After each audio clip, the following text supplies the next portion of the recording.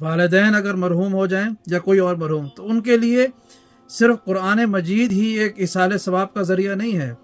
सिर्फ नमाजें पढ़ के उनको हदिया करना ही इसाले सवाब का ज़रिया नहीं है, बल्कि कोई छोटा से छोटा अमल जो आप ज़िंदगी में रोज़मर्रा में करते हैं, आप उनको भी इसाले सवाब बना सकते हैं। मसलन आप एक तस्बीह दुरूद पाक की, अल्लाहुम्मा सल्ली अला मुहम्मद व आले मुहम्मद, आप ये हदिया कर दें। आप किसी को सदका खैरात दे दें, किसी को रास्ता सड़क पार करवा दें, कोई ऐसा परेशान मोमिन आप उसको देखकर उसकी परेशानी में उसके गम को सारी कर दें, सदका जारिया है। आप कोई ऐसा काम कर दें कि जो बहुत देखने में मामूली सा हो, मसलन आप कुछ भी ना कर सकें, जनाब सैयदा के कातिलों पर लानत भेज दें और इसका अजर अपने वालिदैन की अरवाह को भेज दें, ये भी बारगाह इज़्ज़ती में कबूल होगा। और दिन में आप जो भी नेक अमल करें